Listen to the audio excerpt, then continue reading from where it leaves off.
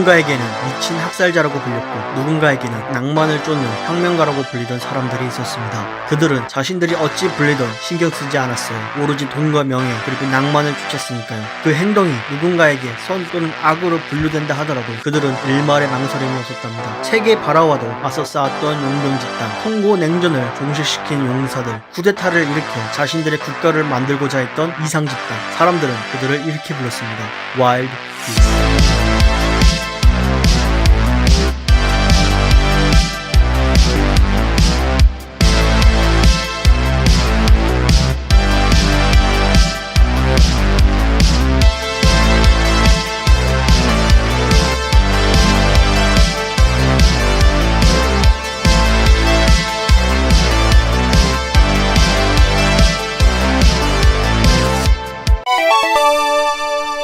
용병이라는 집단은 분쟁과 관련 없는 외부인이지만 사적 이익 추구를 위해 군사 분쟁에 참여하는 사람들을 뜻합니다. 인류가 생긴 이래로 항상 존재해온 것이 갈등과 전쟁입니다. 인류가 사라지지 않는다면 용병이라는 직업은 절대 사라지지 않는다는 뜻이죠. 그만큼 용병의 역사도 매우 깊은데요. 유명한 용병 집단들이 많았습니다. 르네상스 시대의 독일 용병, 라츠크 네흐트, 비잔티 제국의 바랑기안 군의대, 쿠바의 내무성 정보관리국 제5과, 그리고 아일랜드의 와일드 기스. 1649년 영국의 호국경 크로멜이 2만 명의 영국군을 이끌고 종교가 달랐던 아일랜드를 침공하게 됩니다. 여기서 6천여 명의 카톨릭 아일랜드인이 죽고 마는데요. 영국의 원한을 갖게 된 아일랜드인들은 후에 왕위 탈환을 위한 영국 내전을 일으킨 제임스 2세와 지원국인 프랑스에 합류해 아일랜드 땅에서 무장 봉기를 일으킵니다. 허나 안타깝게도 봉기는 실패하였고 이후 영국의 압제와 핍박은 더욱더 심해지게 됩니다. 조국을 잃게 된 아일랜드 이름들은 고국을 떠나 타 국가의 군대에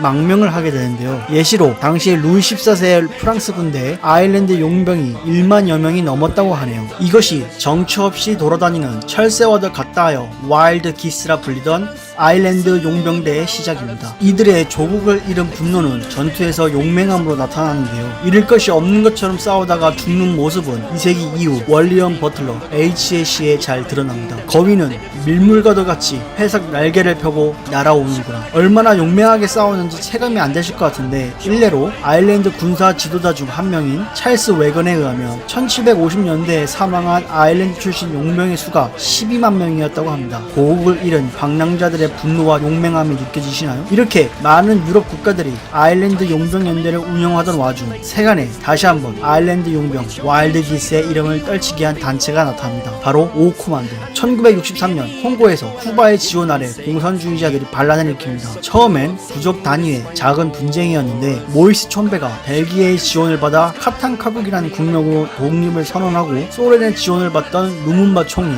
미국의 지원을 받던 카사보브 대통령이 통합을 이루지 못하게 되자 3파전의 양상으로 내전이 진행되어지죠. 그런데 재미있는 것이 각 세계의 분파를 지원하던 국가들이 직접 나서기는 싫었다는 겁니다. 국제연합 아래에서는 평화다 뭐다 전쟁을 멈춰라 하면서 자신들의 이익을 챙겨야 하는데 직접 나서기는 싫다는 겁니다. 하여 각 지원국들에서 용병들이 대거 참여하게 됩니다. 오코만도도 그중 하나였어요. 영국 장교 출신의 아일랜드인 속칭 미친 마이크 호어라 불렸던 마이크 호어 소령은 남아공에서 내전으로 뛰어들기 위해 용병들을 모집합니다. 당시 모집 내용은 이러했습니다. 하루에 20마일을 행군할 수 있고 전투와 전쟁을 좋아하는 백인 남성, 낭만을 쫓는 자들은 와일드 기스, 오코만도로 오라. 와일드의 기스 깃발 아래 수많은 사람들이 모이게 되는데요. 여기에 가입한 사람들 중에서는 2차 세계대전 철십자 훈장을 받았던 독일군 베테랑도 있었답니다. 초기에 모집된 병사들은 형편이 없었어요. 알코올 중독자, 광신도, 도피한 범죄자, 벨기에의 대령 루이스 마이르는 이들을 전투에서 아무 가치 없는 해적이라고 부르기도 했답니다. 이들의 평판대로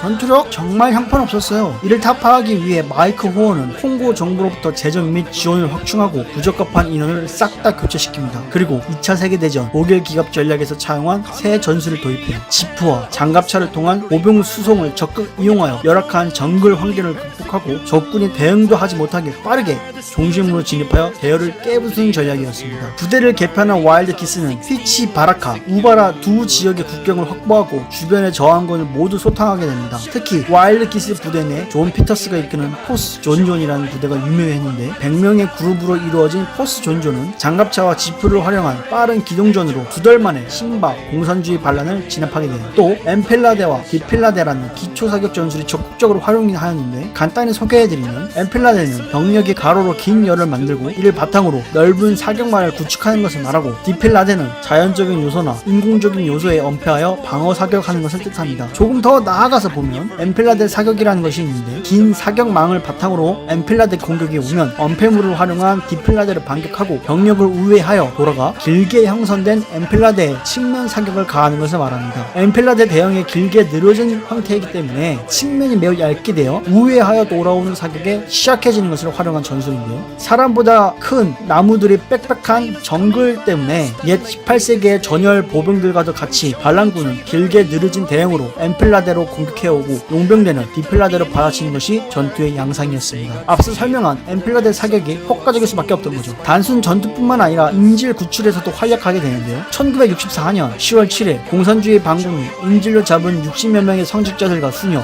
그리고 벨기에군 포로들을 구출하기도 했는데요. 이 60여 명을 포함해서 총 2,000명의 유럽인들을 구하게 됩니다. 고작 300명의 용병대로 이 인질 구출로 와일드 기스는 유럽의 영웅으로 부상하게 됩니다. 이 공산주의 반란군과 격전을 벌이는 와중 우소치 않은 인물과 부딪히기도 했는데요. 바로 20세기의 마지막 혁명가 사회주의의 영웅 체게바라였습니다. 당시 반란을 일으킨 신바 사회주의 반란군들은 친중 성향의 마오이즘 반군이었는데요. 당시 쿠바는 친소 성향이기에 긴 시간 동안 체류할 수는 없었지만 체게바라는 수백 명의 지원자와 함께 콩고에 찾아옵니다. 자신의 신념을 위해 신바 반란군을 훈련시키며 자신 또한 적극적으로 전투에 임하지만 신바군에게 사회주의는 그저 반란과 약탈을 위한 명분이었고 전투에 임하면 도망가기 바빴습니다. 그럼에도 체게바라와 그의 파병대는 용맹하게 싸웠는데 분바 전투, 바라카 전투의 승리를 이끌기도 했죠. 오업주지졸이나 다름없던 신바 군대다 보니 이와 맞서 싸우던 와일드 기스에게 체게바라와 그의 군대는 부딪힐 수밖에 없던 상대였던 거예요. 최초로 체게바라와 싸운 용병대였던 겁니다.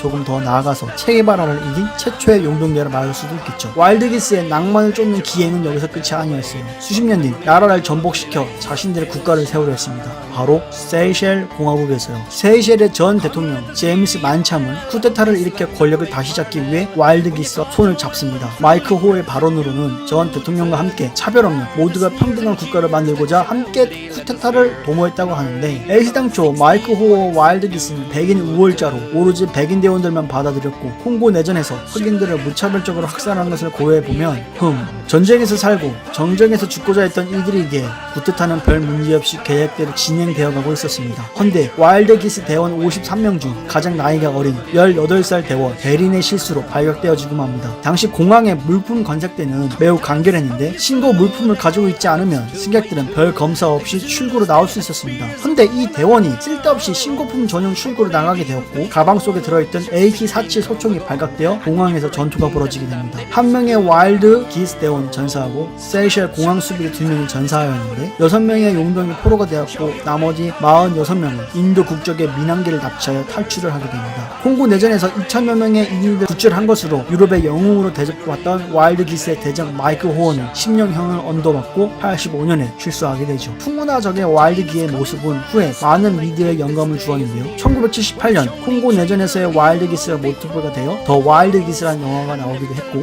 유명한 만화 해싱에서도 영감을 받아 와일드 기스라는 단체가 등장하게 되죠. 어떠셨나요? 오늘 영상도 시청자분들에게 흥미롭기를 바라며 마치도록 하겠습니다. 감사합니다.